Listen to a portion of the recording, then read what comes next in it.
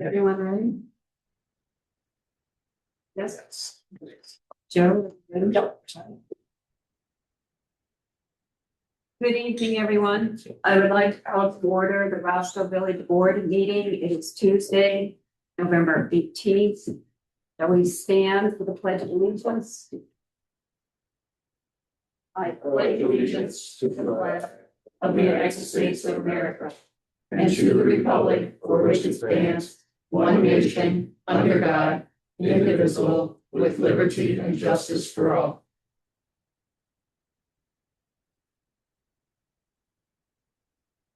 Roll call, please.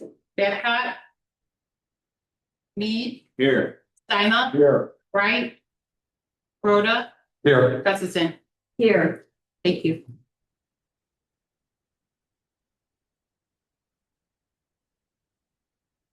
Item number 1.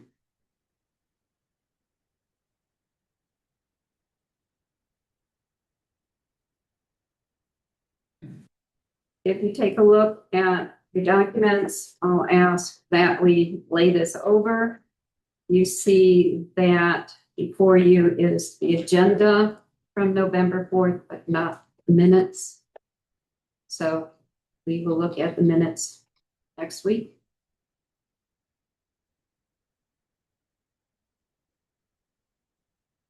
Public comment. Is there anyone wishing to make public comment before the board?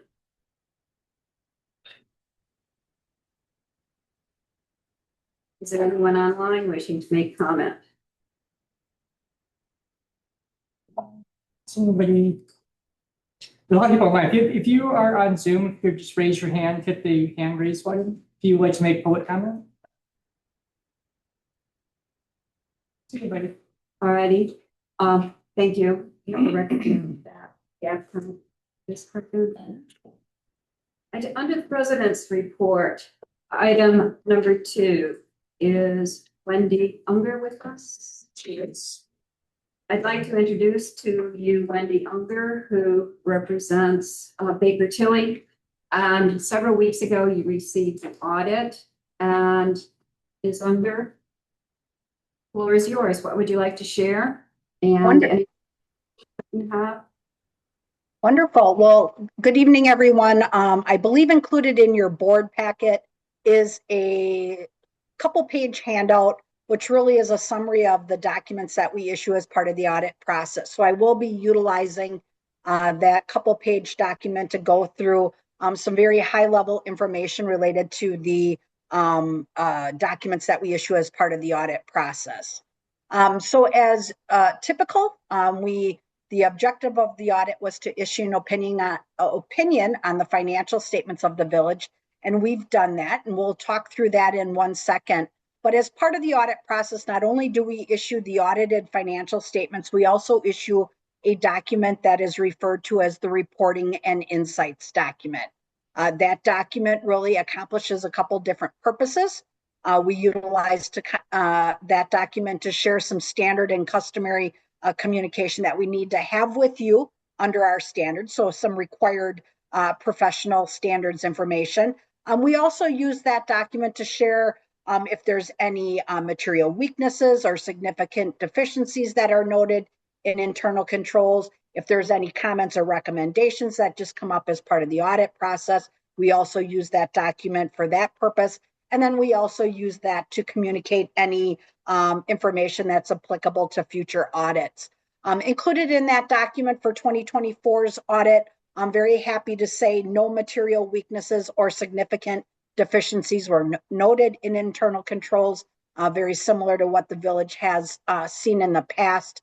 We did add a comment this year regarding just reminding when journal entries are prepared or reconciliations are prepared, that someone besides the original preparer is looking at those documents and signing off on them for approval.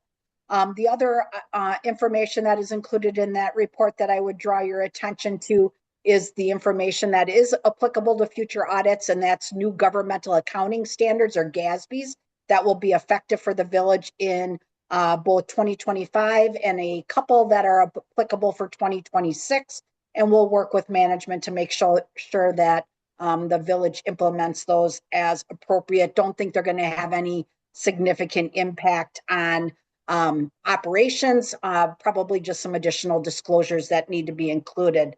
The rest of that report is, again, as I noted, some required communication that we need to have with you. Nothing unusual or unexpected in that section of the report, very similar to what you've seen in the past. Switching gears then and moving into the financial statements. As I noted when I began, part of the audit process and the objective was for us to issue an opinion on the financial statements of the village. We've done that.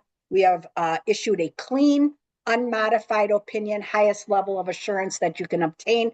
That is the same type of opinion that you've received in the past and the best type of opinion you can receive. Clean, unmodified opinion means that the information is believed to be materially accurate, that generally accepted accounting principles have been adhered to, all disclosures that are required under the standards have been included, and that accounting principles have been consistently applied. So that means for 2024, there was no new governmental accounting standards or GASBs that had any material impact on the village's operations. Moving to the next page into some very high level financial information, and I will give you some page references as I go through this. There's much more detail in your audited statements and at a much more detailed level. So the first column that we've presented here is the general fund. And if you look at the table below that top table, this is where I've presented a budget to actual presentation for the general fund. So this is your day-to-day operating fund. As you can see, your final budget, and there were no amendments, so this was also your original budget, is included in that first column. The second column is your actual results. So when we look at revenues, actual in comparison to final budget, you were $263,000 over budget in your revenue category. This is mainly in investment income. Investment income came in $241,000 more than budget. 24 was a very favorable market year. So again, the village saw positive results. When we look at the next row, we look at the expenditure category, $7 million of actual compared to a $7.4 million budget. So you were under budget by $434,000 within your expense categories.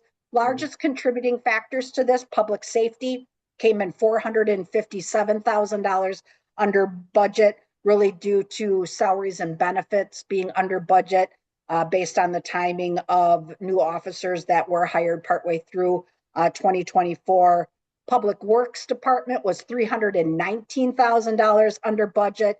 And I would say there's no one line item that contributed to that budget being under or actual being under budget. Really, most of the categories within that department were under. Probably the largest was related to street and highway repairs. That was $70,000 under, but again, most categories were under. When we look at the categories that were over budget, $477,000 capital outlay was over budget. But one reminder, just want to point out that when the village does leased items, which the village leased some additional vehicles during 2024, that comes in as an expense. It also comes in as a revenue. It's a wash in bottom line, but it does artificially inflate the revenue and expense categories. So capital outlay was $477,000 over budget, $345,000 of that is related to the vehicle leases. And then culture and recreation was also under budget by roughly $103,000. And again, that related to the salaries category. One more line item that is included within your general fund. You'll note final budget was a little bit over $2 million. Actual expenditures were $1.57 million.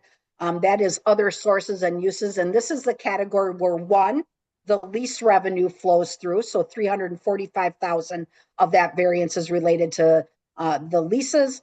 The remaining portion is related to the amount of transfers that come out of the general fund into other funds. And those transfers that went out mainly to the capital project fund were $141,000 less than budgeted. So overall, when you put together the 24 budget, you budgeted to use fund balance of roughly 1.8 million. You did use some, but only approximately 600,000. So you had a positive variance to your budgeted use of fund balance of 1.2 million. So very favorable results in your general fund. Shifting back up to that top table, then the general fund ended the year at 5.5 million of fund balance. There's 4 components to that. A portion of that is non-spendable. That's related to money that you've paid out in 24, for example, related to health insurance costs that have to be paid for prior to year end, but are really for the subsequent year. Those are prepaids. That was 203,000. You had a portion of fund balance that's committed. That's related to the franchise and right-of-way agreements. That's 508,000. You used or budgeted to use 1.5 million of fund balance in your 25 budget. So that comes out as an assigned category. The remaining portion, 3.3 million, is your unassigned, your working capital, your contingency funds. And that represents roughly 44% of your operating budget. So very strong financial position within your general fund. Affords you some flexibility as you evaluate needs, unforeseen items that may come up in the subsequent years. On the next column is your motor fuel tax fund. This can be found on page 36 of your statements. 566,000 of revenue, mainly fuel tax, but there is some investment income. That fund spent $242,000 on road engineering and some operating supplies. Ultimately added 324,000 to fund balance and ended the year at 1.8 million. The next column is your capital project fund. This is on page 37 of your statements. That fund had 970,000 of revenue, mainly coming from your ARPA funds, the remaining portion of that. You spent 932,000 on street work, added $38,000 to fund balance in addition to 1.6 million, which is the transfer again that came out of the general fund. Added 1.6 million to fund balance, ended the year at almost 2.2 million of funds available in your capital project fund. The last column noted here is non-major funds. These are found on page 47 in your audited statement. This is an accumulation of your street and bridge fund, your tax increment financing fund, and your debt service fund. Those funds collectively are presented in that one column. The items that I would highlight is that a good portion of the expenses that are included within this category is related to principal and interest on debt. There is a transfer that does go into the debt service fund from your general fund to help fund that. But overall, those 3 funds added 58,000 to fund balance, all of them having positive year-end results, and ended the year at 740,000 of fund balance. On the last page of the presentation, I have included a very high-level summary of the long-term obligations of the village as of 12/31. There are extensive footnotes that detail these out in much more detail, but just a couple highlights to hit on these. Your GO revenue bonds did see a decrease during the year of 360,000 down to 830,000 of remaining balance due. These are done in 2027. So if no other debt is borrowed, the village would be debt free from that standpoint at the end of 27. Compensated absences were $271,000. These are various vacation liabilities, that type of activity. Those are down roughly 100,000 from the previous year. Your lease liability is $698,000. And this is where that activity that I mentioned previously, that $345,000 of new leases, that goes into this category, but you also make payments. So the net effect was roughly a 70,000 increase. And then the last item I've noted on here, your police pension liability was down to 2.9 million, and that is a decrease of roughly $809,000 over the previous year. In addition to the information I provided, the rest of the financial statement footnotes and activity, very normal, nothing unusual I need to draw your attention to. I have included in that bottom paragraph my direct line, my email address. I'm happy to speak with any of you in more detail, go over this to answer any questions you may have, but I'd also be happy to answer any questions you may have currently. Are there any? I wish to thank you and the team here at the village for all of the work that was done. I know this takes many, many weeks, if not months, to do. And the next audit cycle will begin when? It seems like they just roll into one another. Month from now. Sure. I think I just messaged Matt. I think it's end of December. Oh. And then we're not gonna start, him and I are working back and forth between May, because I'm gonna be gone the week he asked for, and he's gonna be gone the 2 weeks after I told him. So we're gonna meet also Yes, somewhere around there. one rolls. Yeah. But again, thank you for all of the hard work and the summary. Are there any questions that people have? Hearing none, again, good evening. Thank you. Wonderful. Thank you very much. Have a great night.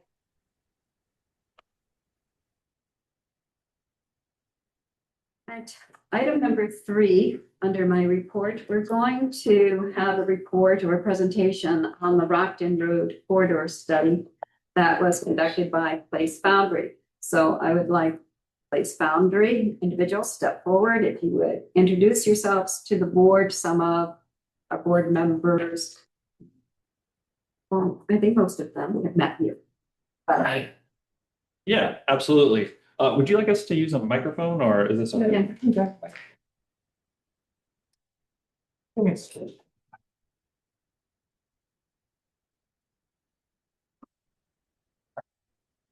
you, President Gustafson. So my name is Jeff Mackey, and I'm a professional engineer and planner. And I am with the company Place Foundry. I've been working in consulting for 16 years, and specifically for this project, I am serving as the project manager. I'm joined here by Mark Scher. Mark is a MBA graduate from Wisconsin-Madison. And on our planning team, he brings some developer expertise. He's worked with several regional and national developers. And so he helps take our plans and get them on the ground and get them moving. So the purpose of this presentation tonight, we are almost through our contract term. Our contract began in August and will run through the end of December. And so we wanted to update the board on what we've done so far. We've provided short letter summary of the work we've done so far, along with our market analysis report that I know some of you had a chance to review. And so we've focused on that. And then in parallel, we are doing a lot of stakeholder engagement, discussing with the property owners within the corridor. And then we've also received a developer inquiry for property within the development area as well. And so what we're really doing is expediting this work. Typically it's a 12-month process, but we're getting as much done as we can in this 5-month process to really set the village up for success on what is a really key corridor, fantastic opportunity right along the interstate that is underdeveloped and presents just a lot of great land that can be developed in a lot of different ways to serve the village and continue its success and growth.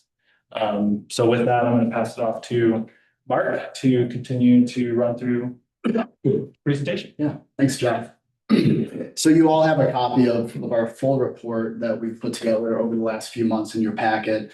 We really just want to take time to just go over a few highlights and talk about some of that analysis and work that we've been doing over these past few months. So you'll see on the screen here just about some of the statistics and demographics for the 61073 area code. Based on some software and data analysis tools that we have, we know that over the last 12 months, there were almost 7 million visits to the zip code, which is pretty impressive. We know that that's driven a lot by significant traffic on I-90, which is not surprising. The zip code for Roscoe has very healthy demographics, median household income, young families, and a high population within a 30-minute drive, all of which are really good signs of a healthy community, but also create the potential for development sooner than later. So we spent some time also with some of our data and statistical tools, just looking at certain gaps in the market from a retail, commercial, hotel development perspective. And the team also spent some time, and I do want to preface some of this, a lot of what we're going to be talking about is in draft form. So as we continue to have conversations with yourselves, with constituents, landowners, some of this will, kind of evolve as we continue on. But we did spend some time putting together somewhat of a vision, a value proposition for the corridor. And really the core of that is having the amenity or the benefit of being very close to I-90, North Point Wellness Center, and really those well-traveled corridors there. We think that the Rockton Road corridor can really transform from just what is right now really just some rest stops along the interstate to more of a live, work, play, more, really full capacity part of the Roscoe community. So when we do this analysis, we really kind of start from square one. We look at what is the current zoning and current land uses for this area. So you can see on the screen here, we have a zoning map for this corridor. The area that we've been looking at is outlined in dark black, and you can see surrounding that I-90 and Rockton Road intersection, it's a lot of highway commercial zoned land, which is sort of a mix of industrial and retail sort of scaled up just because of obviously the size of those roads. To the southeast of that intersection, there's a lot of R1, which is your single family residential, and then a mix of light industrial and other uses in other parts of that area. And then this is a graphic that we created that just shows what the land is actually currently being used for. So this is not a surprise to any of you that are residents of this area, but a lot of green that's either currently utilized or not utilized as agricultural land. So that's obviously the potential for development in those areas is very strong. And again, I want to just preface that during this analysis, we put together a couple different land use scenarios, but this is very much in draft form. As we continue to have conversations, these things will change, but we did just put together some concepts for what we see as potential for this area. So in this land use scenario number one, you'll see that we have a focus on commercial and retail, really along that Rockton Road corridor stretching across I-90. Especially on the south side as you go across I-90 to the east. And this scenario is a little bit more focused on industrial or employment. So you can see on the northern and southern parts of Willowbrook Road, there's some land set aside for industrial logistics or employment uses, which really complement some of the existing businesses that are along there. In the far southeast part of this plan as well, we have residential land sort of set aside. It is currently zoned for R1, so that's, there's some synergy there with the current zoning. And then just the second scenario that we wanted to briefly discuss, very similar here, not to repeat myself too much. The main difference here is really a little bit more residential added in on the west side of I-90 off of Willowbrook Road. Where there was some industrial in the last plan. So there's, also some sort of synergy there with there being just over, just up the road to the north on Willowbrook, an existing residential neighborhood. So that's just to give you just a flavor of some of the things that we've been talking about as we've been going about this analysis. This next slide, we just want to talk a little bit about stakeholder engagement. So we've already had one conversation with a very large landowner. His name is Roger Dwyer. He's a resident of Roscoe, and he owns quite a bit of that land on the southeast quadrant of this intersection. Very well received. Roger is at the point where he wants to maybe be selling his land for future development, and he really emphasized that he wanted to do what was best for the village. So we really saw that as a very positive conversation. He's not at the point where he wants to be very hands-on. So this is going to be someone that really needs to lean on the village as well as place boundary in whatever capacity we can be helpful. We have other meetings scheduled very shortly as well. Eric Z is an individual that owns the 146 acre parcel to the northwest of Willowbrook and Rockton Road. That was actually formerly owned by Roger Dwyer. We had a meeting on the calendar with him. We had to reschedule, so that will be coming soon. Very similar, him being a landowner, we're going to start those discussions with what his vision is. First Midwest Group, obviously a large landowner in the state line area. They have the land adjacent to North Point Wellness Center. We want to just open that conversation and see what they're thinking about for the future of that parcel. And then Jeff earlier mentioned a development group that had reached out to us for inquiry, which was actually pretty interesting timing as we've been starting to have these conversations. A group out of Chicago called Bluestone reached out to the village, and we've had initial conversation with them about a potential commercial development in some of the land to the east of I-90. So we are in the stages of making that next meeting happen with the village in order to see what their ideas are, just to put something a little bit more on paper and see what they're thinking. So we feel very good about the start of these inquiries and the engagement with these different stakeholder groups.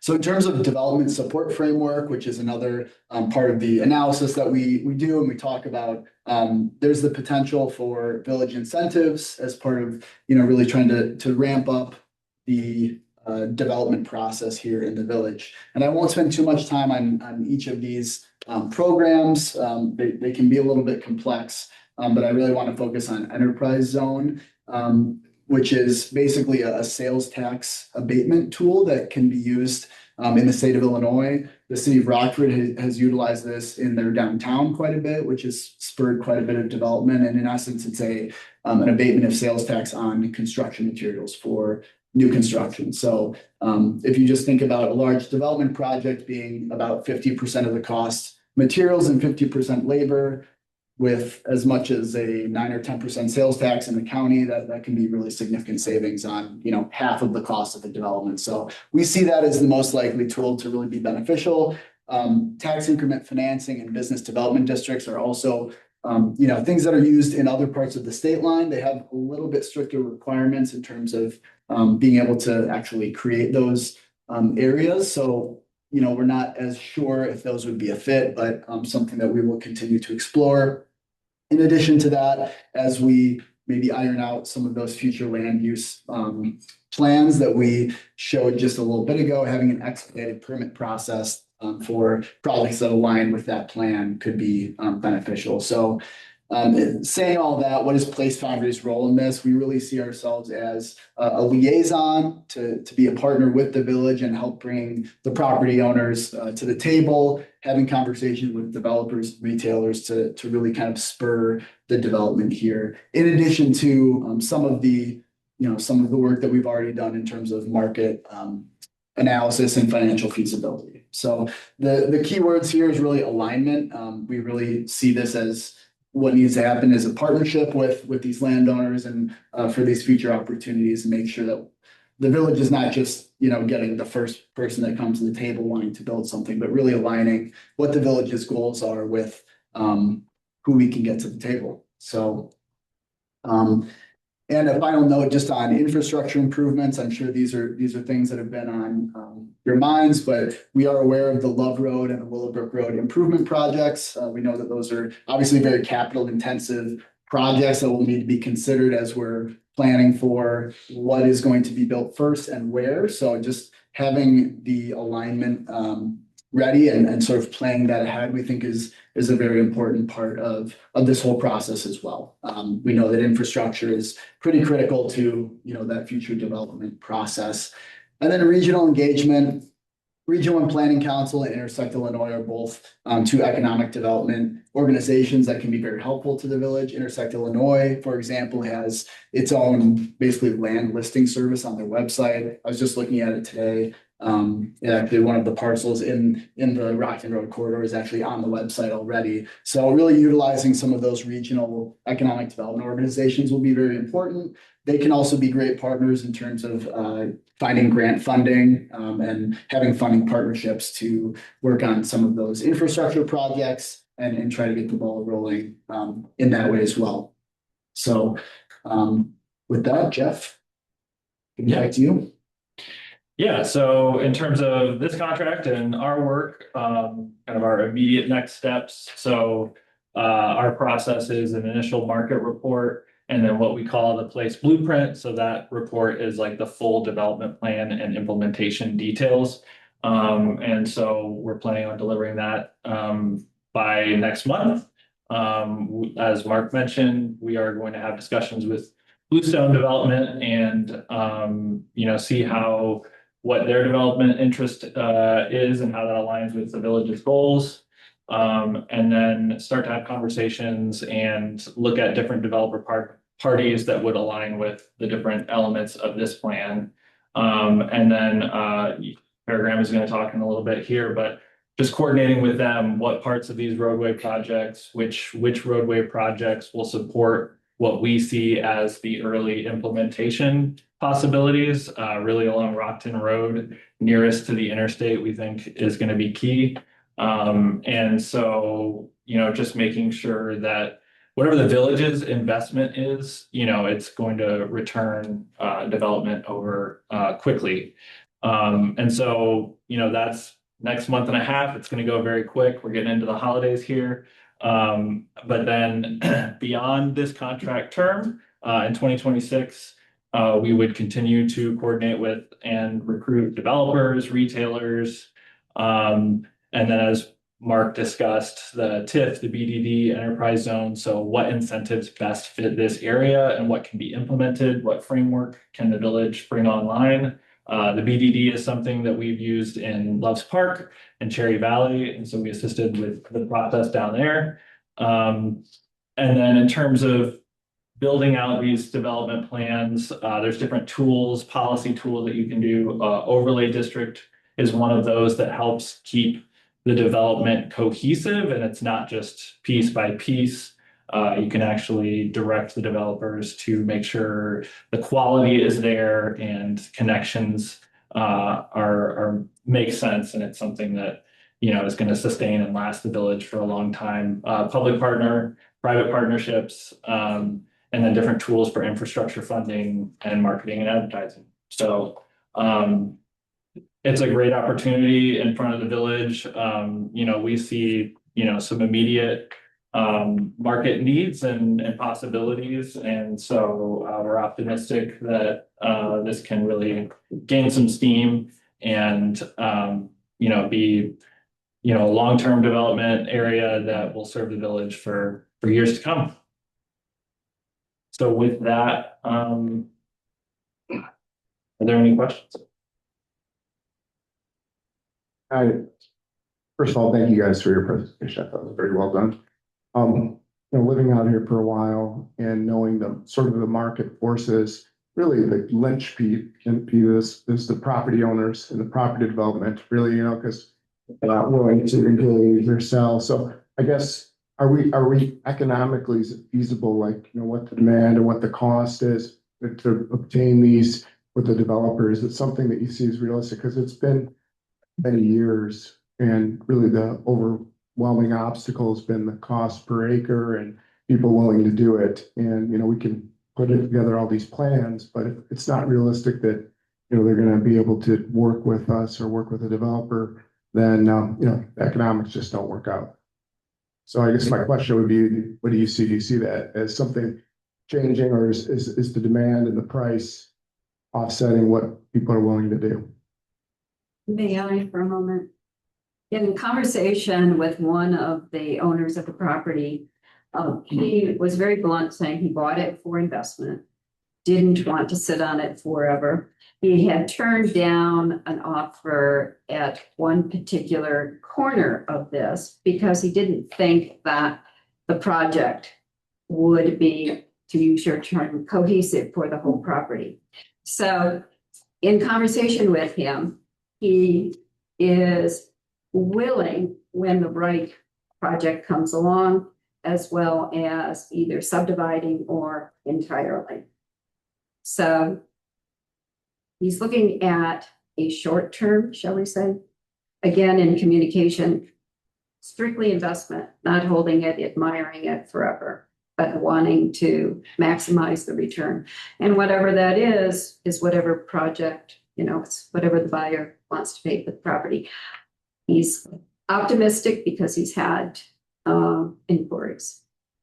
And then the other property owner is concerned, as Mark said here, that, and Jeff, he wants a legacy, and he wants his legacy to be that which is best for Roscoe and maintain a swath of the creek and green within that. And so he is very open, very receptive to whatever he considers is best for Roscoe. So again, not someone who wants to hold it forever. So it's just trying to, as indicated, align those individuals who have interest with the property owner in the marketing and finding the site. Yeah, great. Thanks, Carol. And I can add on that too and try to do my best to answer the question, because there's not a very easy, like, yes, we know 100% we can fill up this land in 3 years. Like, it's market forces change, which is a challenge. I think that to Carol's point, we do have already indications that they're very willing landowners in terms of selling their land. So it's really just going to be a developer by developer basis on what their needs are in terms of financial returns. So that'll kind of vary between them. I think it's a very good sign that we've already had one inquiry, which was just kind of out of the blue, interested in some of that vacant land. So the other piece to that is some of those incentives that we talked about that can kind of make those economics look a little bit better. So there's not an easy answer of yes or no. There will obviously be challenges. Development takes a long time, as you all know.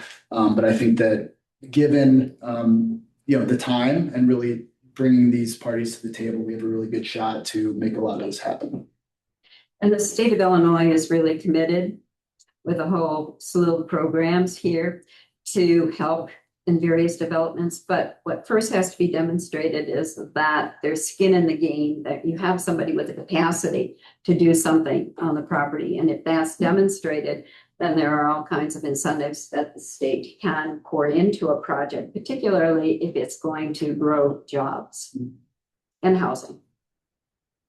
Well, that was my main question for Place Foundries. Well, how can we work on that front end, which is really, in my opinion, is property owner development with the developers, right? And I think that's sort of the core focus here. If it's realistic, it's something that is obtainable, and what we as the village can do to make that happen. So anything that Place Foundry could bring to the table, I think that's where I'm looking with the focus should be.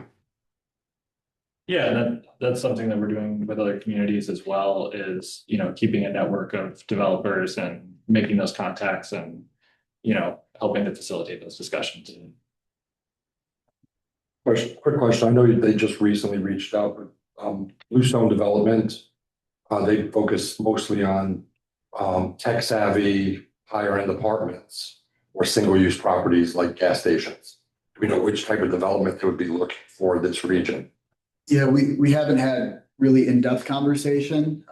Based on my initial phone call with them, it was going to be more on the commercial side, not like a big truck stop, but we didn't get into the very nitty Right, gritty. we have 3 truck stops on that corner. Exactly, yeah. So we didn't get into the nitty gritty of what that looks like, which is why we want to have just a more in-depth conversation. They represent a lot of different clients, to your point. So it's going to be somebody good, regardless of if we don't see that as a fit moving forward, to have as a contact to keep up with. So I'm all about housing. I mean, Yeah. we need housing for our residents. I just spent 5 days in Houston talking about housing shortages all over the country. So, but again, if it's apartments that our residents can't afford either, that's where we need to have that mix of use. Basically. I'd like to say, I don't really have a question, but I'd like to just say that, I'm a recent trustee to this village, along with Mike, and Mike, who's not here tonight. And I think we all shared concerns. Like, I remember when I was not a trustee, coming to these board meetings, saying, where's the plan for this village? There was no plan. There was no vision. I mean, things were just ad hoc. The zoning was done. Somebody wanted to do something, yep, we do it. So I think what this represents is, I appreciate how much work it's taken to put all this together, along with our budget, along with the program and all of the planning it takes to get this done. Because here, our job is to listen to you, make decisions to help promote all this. So I think this is very key, because we have a vision now that is moving forward. Is it all going to be easy and done? I don't think so. And the money will come when we show. A lot of this has to do with having a plan with good marketing so you can tell the story. If you don't have the marketing that backs up the story, people don't know what they're investing in. You don't have to do it all, but if you do good marketing, and I think this is a good background for that. Thank you. Yeah, thank you. And I just wanna, I guess I'll chime in here. As far as I went through your packet, it's very, very impressed, very comprehensive. I think it's gonna be a great tool for recruiting. I guess that's where my question is, as far as recruiting, how far out are you gonna go as far as developers? Are you just staying local? Or I guess that's where I'm looking at for going farther. You're talking about 2026, and I'd just like to know that do you see a realistic timeline as far as, getting a developer to because that's where we gotta go, the next step, right? I mean, all the work that you guys put in, that's great, but until we actually see something actually happening, so I just kind of like to know more as far as how much you guys will do as far as recruiting developers. And then if you could give us like a timeline on infrastructure, where do you guys think the priority, what we need to do first? If you could help us there too, that would be good. Yeah. Yeah, the second part of that, the infrastructure, that's something that we want to have more conversations with Fair Graham and kind of work out that, but that will be included in the plan in terms of, The blueprint plan. Yes, yeah, exactly. And so we're intending to include that with that part.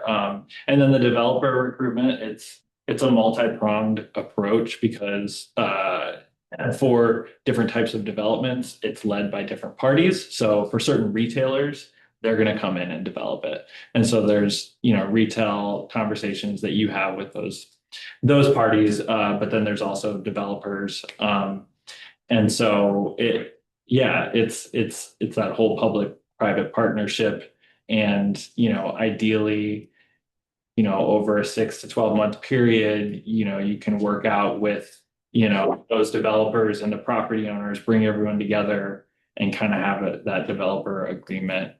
So that would be, I think, the kind of ideal timeline.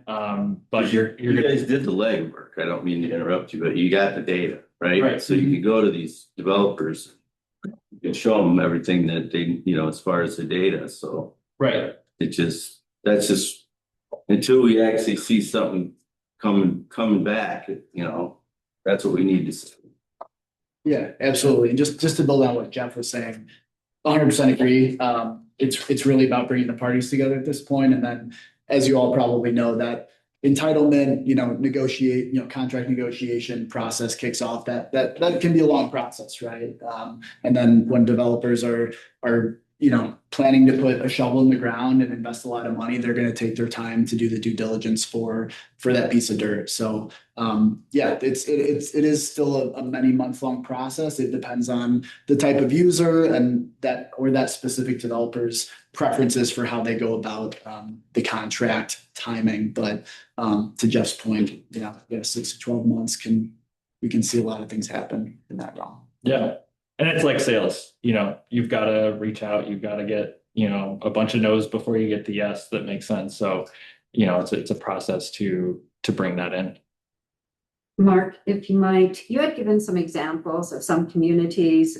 When you speak of user, we don't know what the user will be. Will it be something in a residential realm, retail, or commercial? But it starts with one, and then after a while, others enter. Do you recollect one short example that you can give and kind of the time frame, which that happened, a community that you were associated with? Yeah, that's a great question. At a previous job stop, we were actually looking at about a 12-acre piece of land. I was working for a multifamily development company, so we travel all over the country. In this particular case, we were in the Indianapolis metro, so we were in the far northeast part of Indianapolis, and there's a lot of blank land in this area, but there was some existing residential development, as well as a hospital and a few kind of quick service retail spots along the interstate that this master planned development was off of. So for us, as a multifamily developer, we're really looking for access to the interstate, access to jobs, and access to retail. And some of that wasn't readily there, but we saw that there was a plan for it to come in. So we didn't end up, that project did not end up really penciling for the company, so we did not move forward on it. But we were in the process of a contract with the seller that would have been about, I think it was 10 to 12 months from the time we signed the contract until we planned to break ground. So that's just one example of a national multifamily development firm, what their timeline looks like once they have a contract negotiated to when they plan on breaking dirt. And to the kind of chicken or the egg question of what comes first, is it the quick service retail? Is it the housing? It's hard to say. I think that the adjacency to I-90 for the Rockton Road corridor, I think we could see a little bit of both. And there's definitely the opportunity for a little bit more of the quick service retail or other types of retail to come in to serve some of the travelers that will also benefit future homes or apartments or townhomes. So. One final question I have. Yeah. When you guys sent us the original Rockton Road existing conditions report, worked through that, and I saw your market opportunities, gave some examples of types of businesses that want to come to the area with scoring on that. I just wanted to know, is any of that scoring been adjusted, or is this been taken apart with how fast the casino is going up with the just to our north, about 15 minutes where we're talking, the hotel opportunity there? Do some of these businesses fit better with that development, even though we're pulling to this side? Or would some of these businesses not want to be that close to that type of development? Is that something you guys did an analysis on? So in terms of the number and the score in there, that wasn't our, internal scoring. So we use a platform that will go based on demographics and proximity to similar or the same business. And so that scoring is not aware of the hotel. I just wasn't sure. It's like some of these, wow, that's a 96% fit for a Roscoe, but I'm like, but is it right for the other things that are so close to us right here? Yeah, so we just need to take into account, the local dynamics and what's happening. And so, yeah, we briefly mentioned the casino and are aware of that development. And, as we have conversations and look at the possibilities, we'll certainly incorporate that. Yeah, and this is where we really, there's an art and a science to this, right? As you know,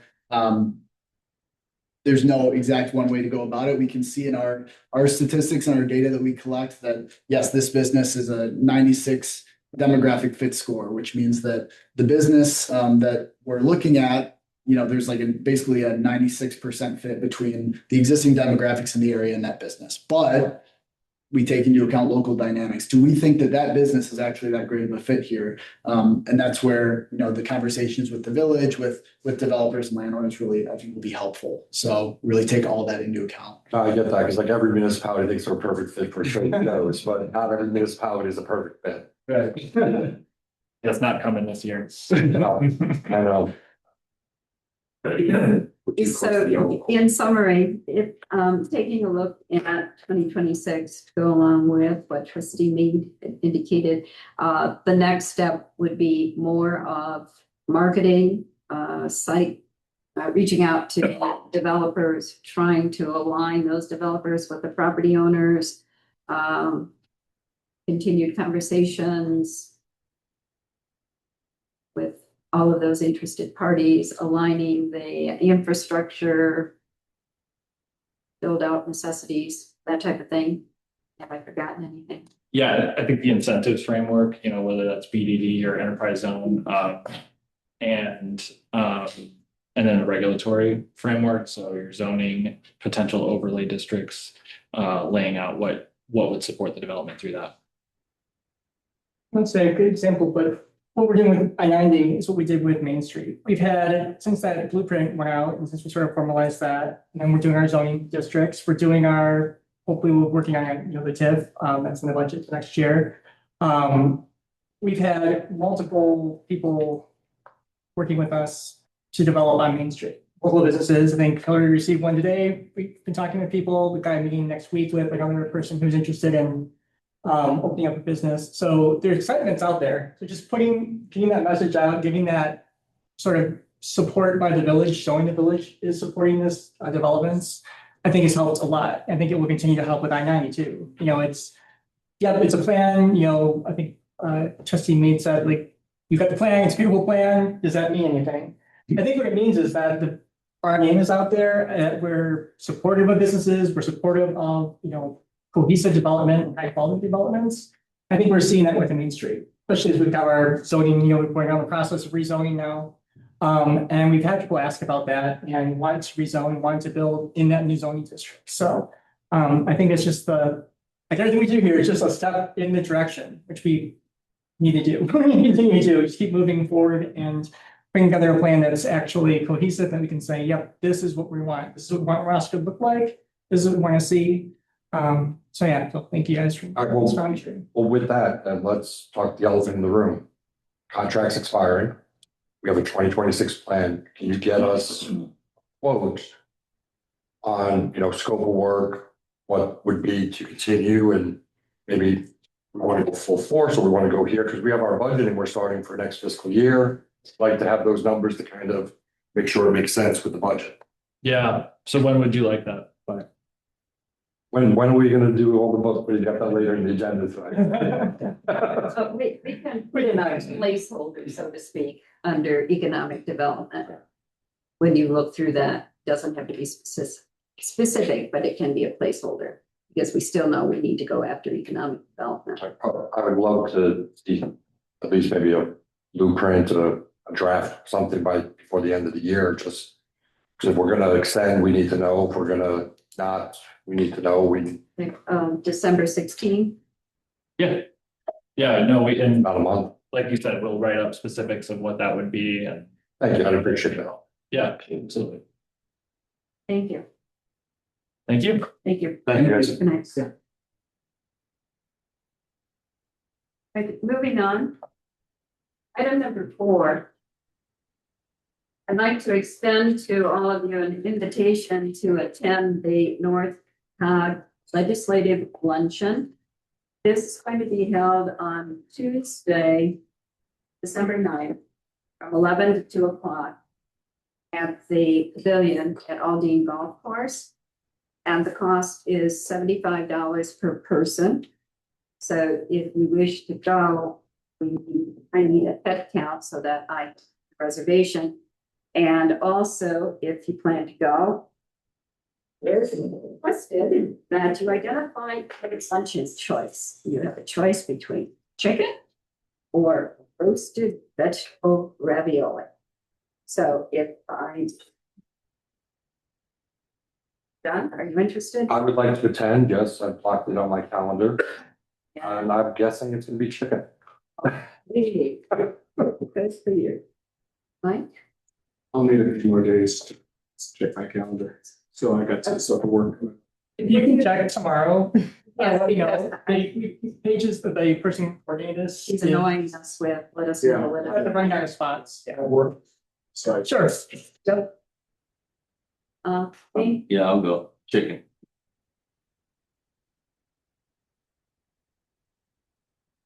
Assuming trustee right, it's a yes. Wait, I probably am not gonna be able to make that date. If it's Okay. absolutely critical that I go, I went to one previously, okay, I could probably adjust it, but I'd rather say probably not. is right ravioli or chicken? Chicken. Chicken, Yeah. okay. All right, thank you. And going on to item number 5. Presentation and discussion of the capital improvement plan or program. Let's hear from Peter Nelson, Again, same here. if you would, please.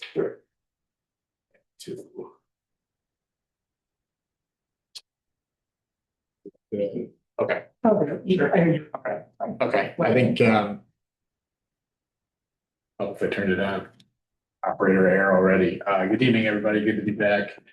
I think we've met, but I'm Tyler Nelson with Fairgram. Continuing down this path of, the village's capital improvement plan, capital improvement program, more specifically, interesting to hear Place Foundry tonight. It's like planning night here at the Village of Roscoe. So, and really a lot of what we're doing with the CIP is planning as well. It goes in conjunction with some of what they're planning. So, don't have, I'll try to be brief tonight. If you recall, last time I was here, we kind of went over the draft project list, that we've gathered from you all and, from Brandon and the village staff.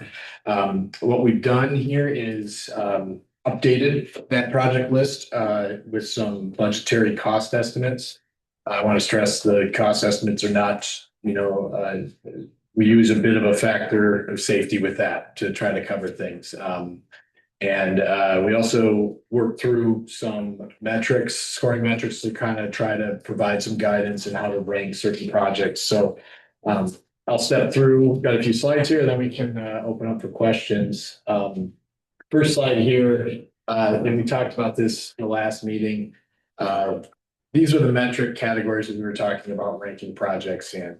I touch on them here briefly again, but we're looking at for the various projects that I identified where they hit with public safety, with economic considerations, listening to say what Place Foundry is talking about tonight with, trying to prep some developable land near Rockton Road. How can some of these projects fit into that? Funding availability, are there grant funds available? Does the village already have funds allocated for this project? Readiness, how the buzzword we all use, shovel ready, how ready is the project to hit the street and to get done?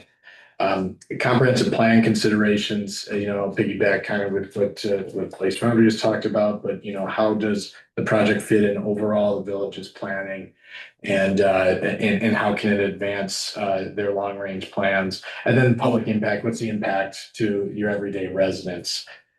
In terms of using these metrics to rank, it's not a very scientific process, but we essentially kind of utilize a 1 to 5 scale, 1 being the lowest, 5 being the highest. We assign a value in each one of these categories, tabulate them up. There's no weighting given to any one of the category. There's a little bit of an art to it in terms of identifying it. I mean, one individual might look at a project and think it's higher in one category than the other, but we tried to use some rational thought to assign these rankings. And I want to stress too, right, that these rankings are dynamic. They can change by the year. Considering, say, funding availability for one, the state might come out with a grant program for next year that all of a sudden makes the funding for one project become much more likely, right? So that's going to change its metrics over the years. And that's really driving down to what we started this, the importance of having this in a 5-year plan is that you can react to those changing dynamics. To kind of give you just an example, next slide, please. Yeah. A quick example of just how we ran through these rankings. We're looking at what we talked about last time, right, the Riverside Park improvements. And one of the projects that's been discussed is improvements to the boat ramp in the Rock River. So I just want to step through kind of how we looked at this practically to assign metrics to it. So on the next slide, you can see, we looked at public safety. Well, you're not sending emergency vehicles down the boat ramp. Well, I guess unless somebody's in the river and needs rescue, that's being used. But the boat ramp pavement is nearing the end of its life. It's probably not in the safest condition to be used. It's starting to erode. So we kind of thought it makes sense to probably assign that about a 3 out of 5. For economic considerations now, while there's not like a huge jobs creator right next to this boat ramp, right? It is an amenity and the park driving usage of the park, and the park usage does drive some economic usage of the community. So we assigned it maybe a bit of on the lower scale just because it's not a job creator, but like 2 out of 5 for that. For funding availability, and we touched on this last time I was here, the IDNR has a program, they call them BAD grants.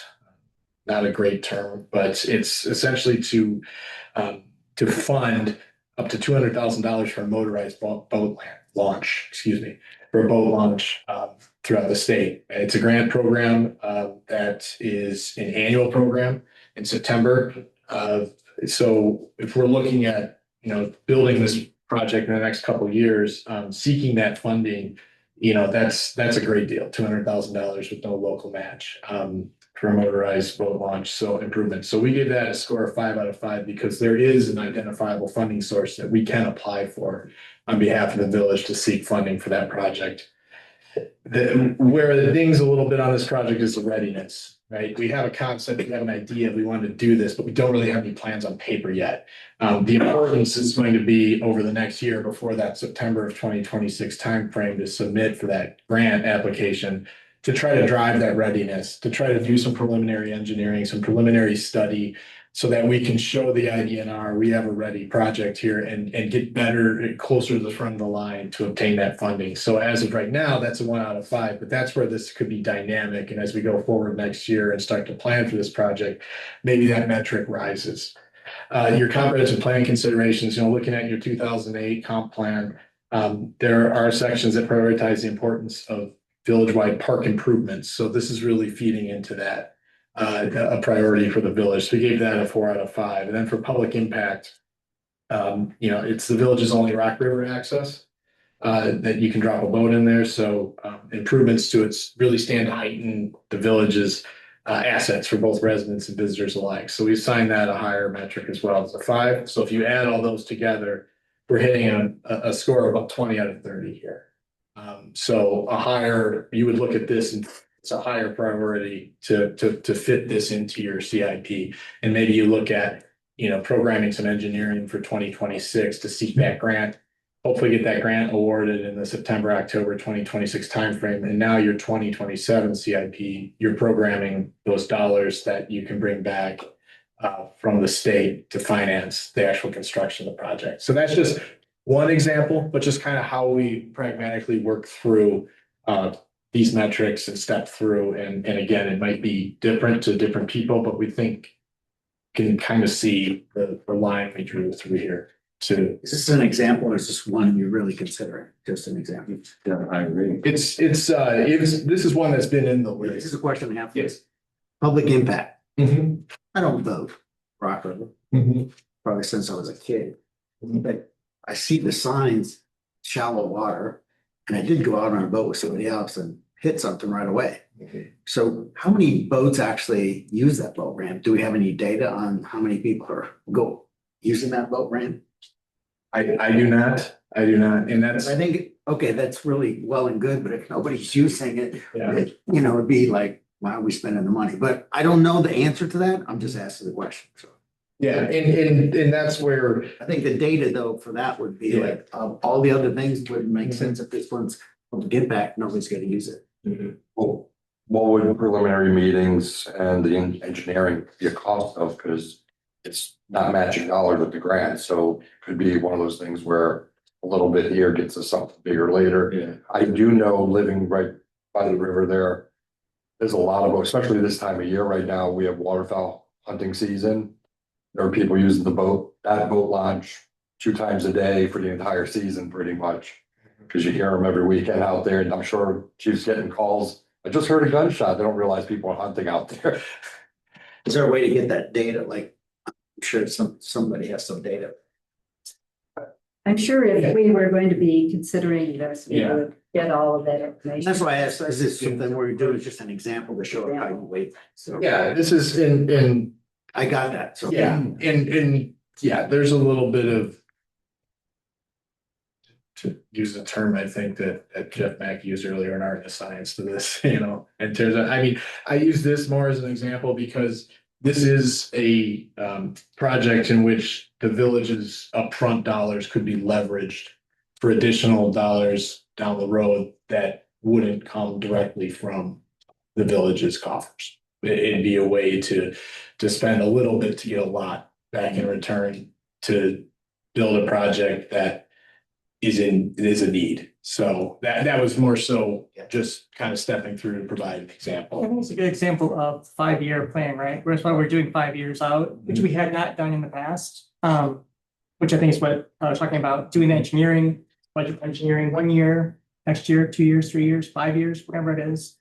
And then you plan for those grants, you plan for those funding after that. We have not traditionally done that here. So that's the goal about this whole project here, is to get us into the place where we are thinking, okay, let's figure out what year, maybe it's next year, maybe it's 3 years from now, 5 years from now, 10 years from now, but not 10 years, but when we get the planning done first, engineering done first, what's going to cost the studies, how feasible is it? And then we're ready the year after that, then to apply for the grants, or ready to, pay outright and add it to our capital plan. So I know this is just an example, but that's sort of what we're trying to get to as part of the project. Not to take us off course at all, I just want to go, so an example like that, the importance of putting these projects into the capital improvements plan would give us a better shot at getting a grant approved rather than trying to apply for a grant without having anything in place saying, this is what we want to do with the money. We've already thought about this, we put some skin in the game. Yeah, and to use this, again, to use this example, I know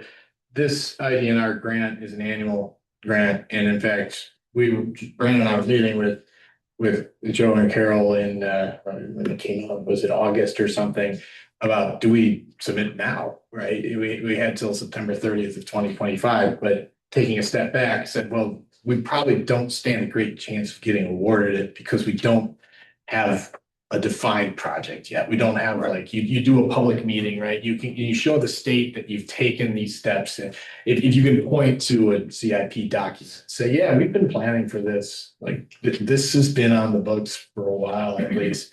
It gives you a much better chance. And before we spend any money on engineering, we could do a public meeting and see if there's actually a need from our residents that want to pursue something like this. Yeah.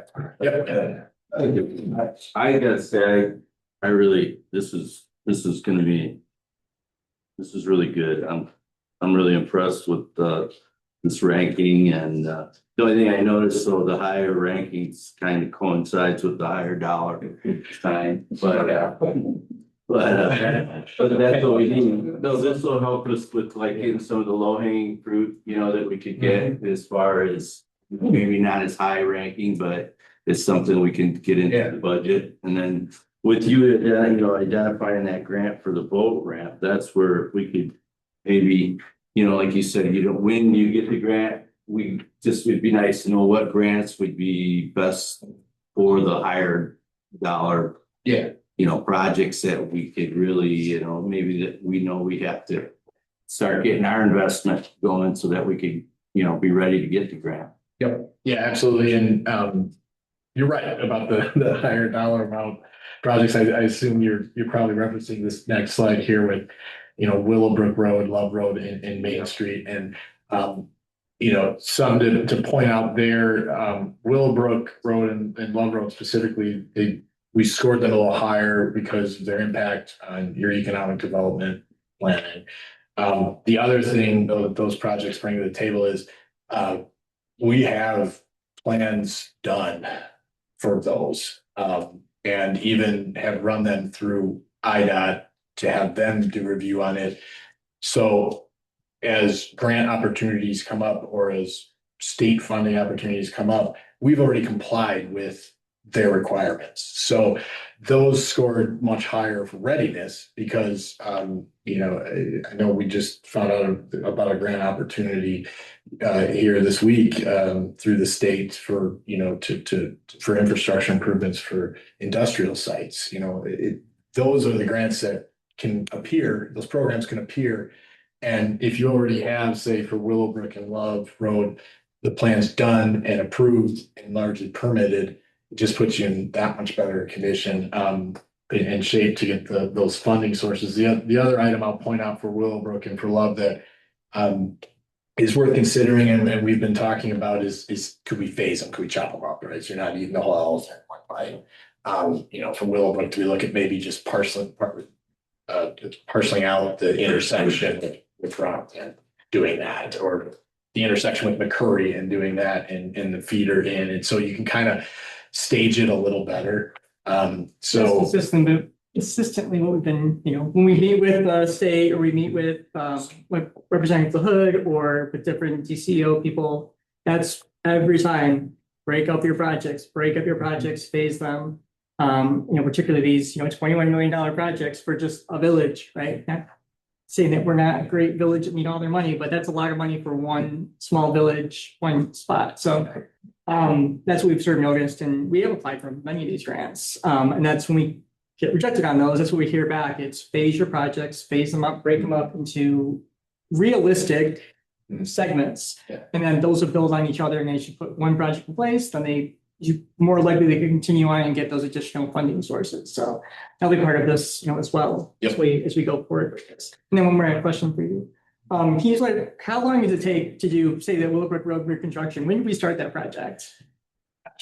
Just roughly, just so the board. 2020, right? That's a long time. It's a big design project, right? That's a big project, not just the design from Fairground, but also the permitting with the state, with multiple state agencies, with the county, with IDOT, with the tollway, right? There's a lot of different agencies involved in those. So, and again, it's why we're starting early on all of these projects, putting this in place so that once we have this, project we're looking at, we can get that design done well in advance, because 4 or 5 years to, maybe not every project, because these are big projects, but still, it's not unheard of or unrealistic. Yeah, so what I would add to that, with these projects, they were unfunded, right? So when we submit them to these agencies, if they're not funded, they have a laundry list of projects that are already underway with design or maybe already complete with design. So those are going to naturally rise to the top of their pile because they want to get that funding off of their books. If they have it available, they want to shell it out. We were not funded. So yes, those review times generally took a little bit longer, but it's still for, a project like that, you're talking years. 2 to 3 years at minimum if things go well, if you have things funded. So this planning process is, it's very important. We can also add to the mix back to who might the user be of some of those properties at that area. And if there is not easy access, I'm thinking, for example, along to the property east of I-90, that may also change the scoring. Correct. Because you want to integrate that, going after the economic development, and let's say it's going to be something that grows jobs, that will also get the attention of state funding. So all of these things, it's like a giant puzzle. Eventually the pieces will fit together, but as we've been saying all evening, and you mentioned, it's planning night in Roscoe. If we've got a plan, then we can go after these pieces, and we have the integral players here in part of this. So I'm going to ask of you, how does the fact that we are committed to spending the Oslet grant in developing that park, Porter Park. That's not in your rubric because it's a one-time type thing. And I don't see Porter Park Phase 2 here under the park. So where would that fit as far as a scoring and commitment of our dollars? Because we will have to spend it. Yeah. Yeah, in terms of where would the metrics would Yeah. land? Well, you had, an OSLAD grant for matching that's required to be used. So your funding availability would be much higher. I think it's been something that's been talked about and planned for a while, so your comp plan considerations would be higher. I mean, that would be a very prominent project, right? It fits in with that park is always busy, is full, it has a parking need. And so that project would definitely, to me, would rank high in these metrics. We didn't go through the exercise of it because it's already programmed and planned and under design, and has been budgeted already. Does that answer your question Well, there? as we go through and plan for 26, our capital outlay, if we are going to be spending the whole 1.4, doesn't leave us any dollars for any other capital outlay because we have that commitment Right. now. So all of these other items, everything is equally needed. Yes, absolutely. And so, as you said, it's all fluid. It's all right, but that's where, can you, maybe you look at it and try to target one of these, you're gonna want to hit your residential street resurfacing about every year. That's just, and we've talked about that already, about the same program size, which I think is what we kind of have plugged in here. That's something the residents are going to come to expect, and that's something that has a big public facing impact. So you look at that and how, I would view the CIP as, do you try to at least advance some of these larger scale projects a step closer with the limited dollars you have? One of the items I think about is, you obviously have already outlaid funding for Willowbrook Road, for Love Road, for Main Street to advance those a little further. Do you look at something like the Willowbrook Road box culvert that's load posted? We could flip a switch today and say, well, let's rebuild that, and we're going to be standing here in a year, and just given the approval timeframe, we're not going to be rebuilding it. But is there some preliminary engineering you can do to start designing that, to get that in the queue and get that in line? Because there is bridge funding available through the state, to get that in line to potentially obtain that funding in 2027 or 2028, but at least then, and that's a smaller upfront cost to do that. And I just use that as one example, similar to what we talked about with Riverside Park for that grant. I think trying to target your dollars towards what can best leverage outside dollars back to the village could go a longer way when you're dealing with limited funds. I just a suggestion or thought here, we had this last year, when you look at some of these large road programs and, 21 million, 18, it's almost taken off the table immediately as an item because it's not attainable.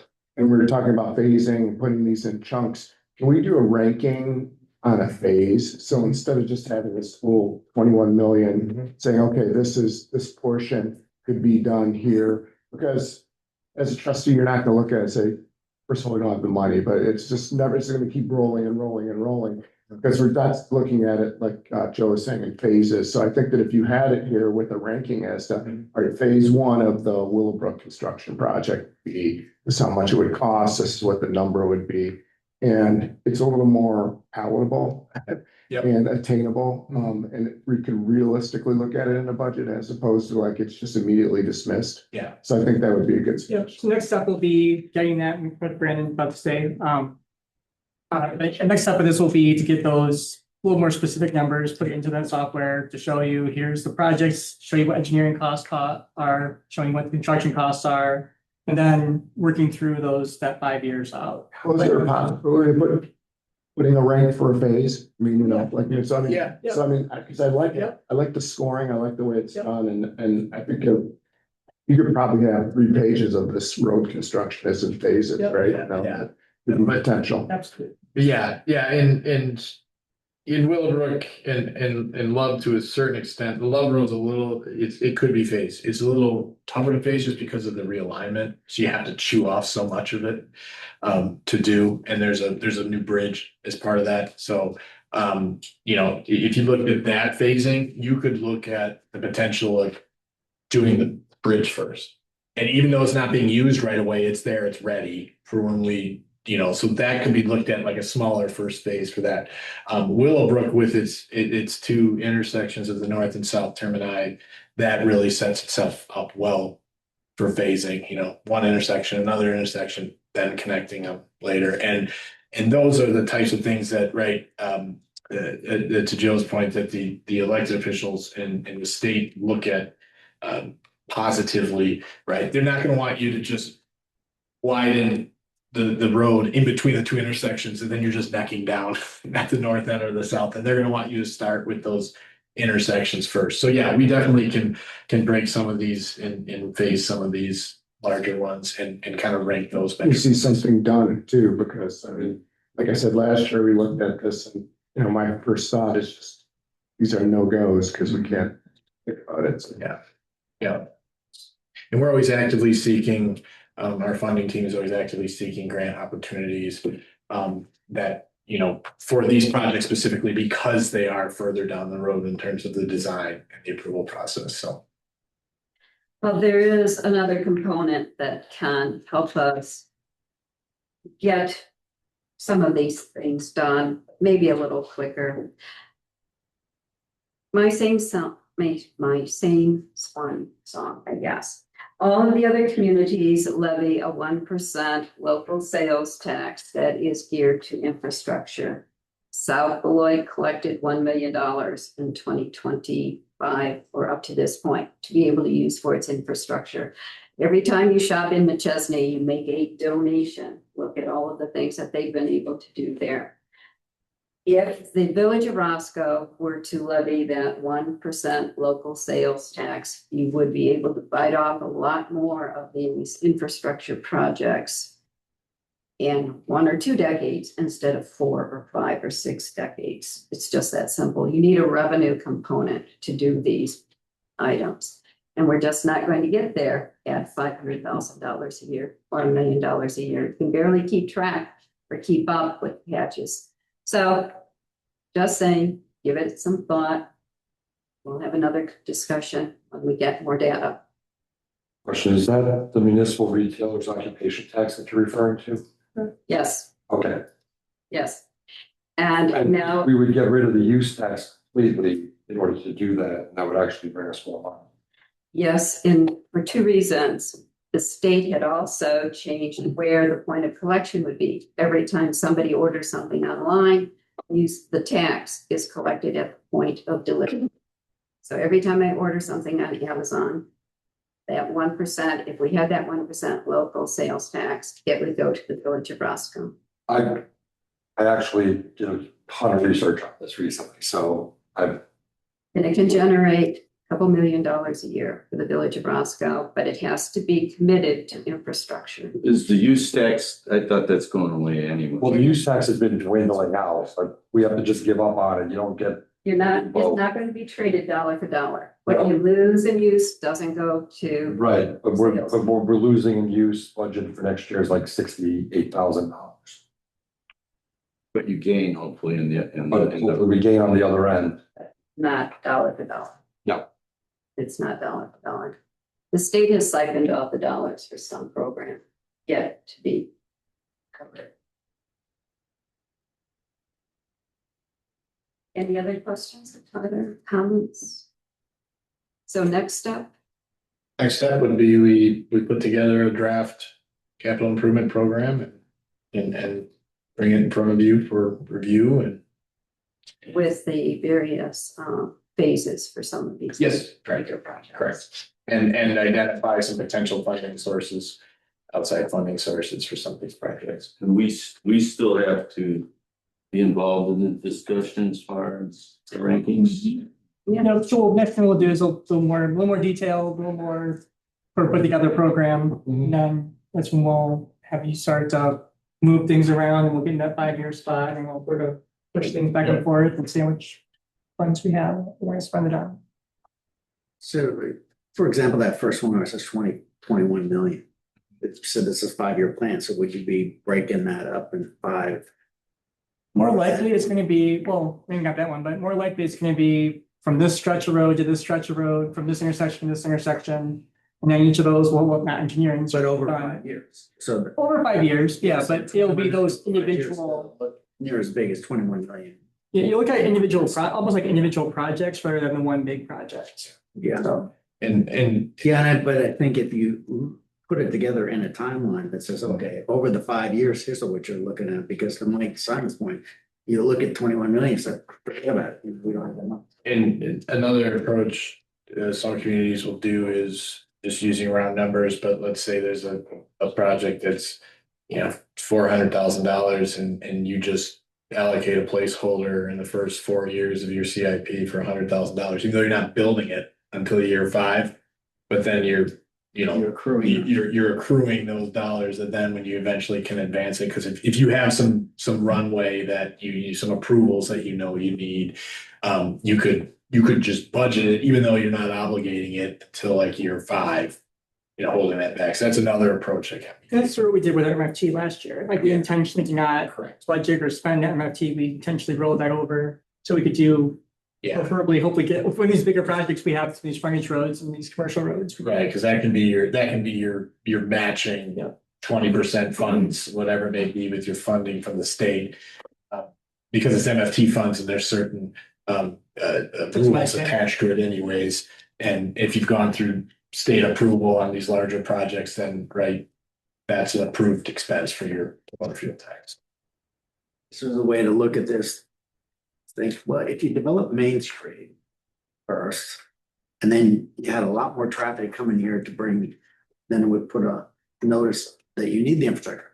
But doing the infrastructure first at Love Road, if you don't have any additional revenue, you get that done, but okay, what's the destination that people are gonna go to? So I think that has to be a consideration, like what destination are you working on to get to? Because a lot of people will traverse bad roads to get to someplace if they want to go there and spend money. So I'll answer that or speak to that.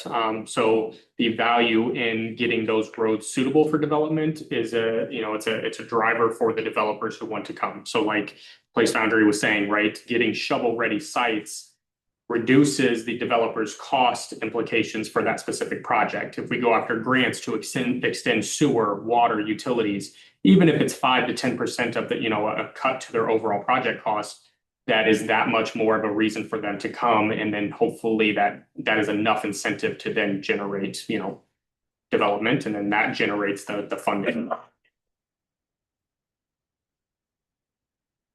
The funding is problematic. What the state legislature a couple of weeks ago had messed around with the dollars or the percentage that will go to IDOT, correct?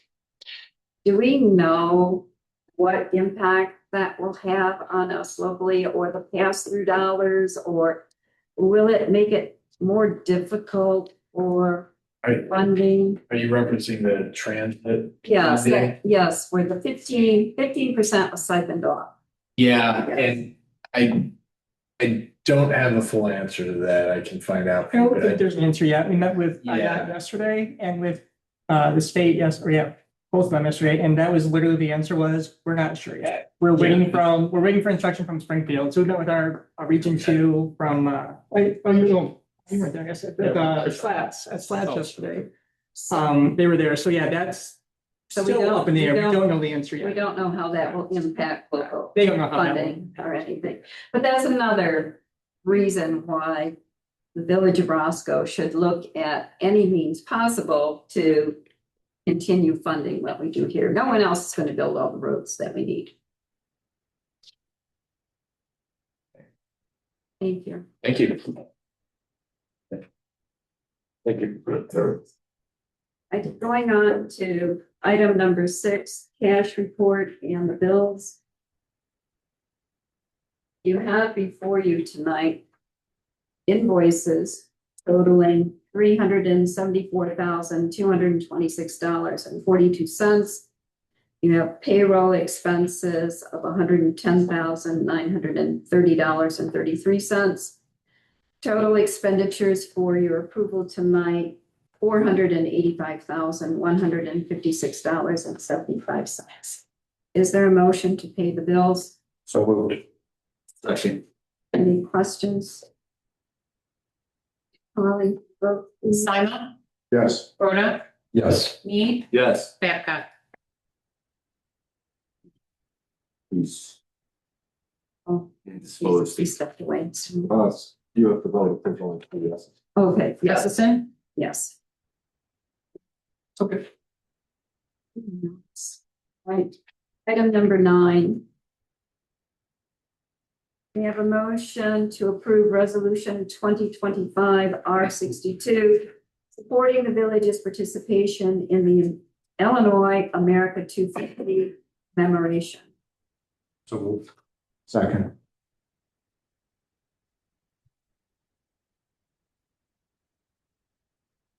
Mead, Yes. Rhoda, Yes. Simon, Yes.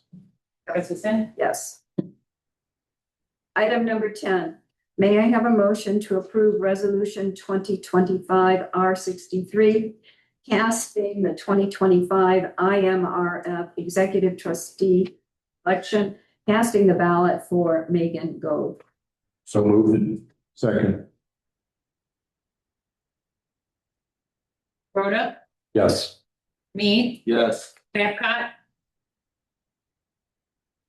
Is to vote for Megan Gove as our executive trustee to the IMRF. Yes. thank you. Simon, no, Yes. thank you. Item number 11, may I have a motion to approve resolution 2025 R64? This is establishing the estimated tax levy for 2025. That estimated tax levy, $1,817,794, $1,817,794.11. So moved. Second. Simon, Yes. Babcock, Yes. Mead, Yes. Rhoda, Yes. thank you. Item number 12, may I have a motion to approve ordinance 2025-22, establishing the process for licensing of retailers of tobacco products, alternative nicotine products, and electronic cigarettes in the village of Roscoe. So moved. Second. And secondly, may I have a motion to amend this proposal? It will be to change dates, but first we need to have a motion to amend. May I have a I make the motion to amend. So we're changing the dates from June 1st to May 31st. We're changing that to starting July 1st, ending June 30th. So those dates will be shifted in. So it's an even 6 months. Yeah, just Well, make it over a it month. lines it up. Yes, it lines it up with other applications and. Lines up with our other permits we did. And that's in section 11-254B. So we have a motion to amend. Motion to amend the main motion. And I second it. So So we have a vote on the sub motion. Can do that. Okay. Babcock, Yes. Rhoda, Yes. Simon, Yes. Mead, Yes. thank you. now we need a motion to approve the ordinance as amended. So So we have a motion. We have. We I have have a motion, just need to vote. Motion as amended. Okay. A vote on the motion. From the ordinance as amended. Call the roll. Call another roll. Yeah. Do we need to? No. No, he says what you had was a main motion then a- and then a sub motion they voted on, and now you're back to the main motion. So you're voting on the main. Simon, Yes. Need, Yes. Rhoda, Yes. Babcock. Yes. Thank you. Thank you. Public comment, first questions and reports, I don't think we have any. Public comment, is there anyone wishing to make public comment? Fine. Right, no need for executive session. May I have a motion to adjourn? It's made by Rhoda, seconded by. Motion. No, it's fine. I make the motion, that's fine. I saw your hand and I thought. It's the same. I only heard one, I was like, It wait was a minute. silent. It was a, yes. Motion made by Rhoda, seconded by. All in favor, say aye. Aye. Meeting adjourned to 8:05. I need the Thank you. changes. Very great. Yeah, I'm gonna grab my water out.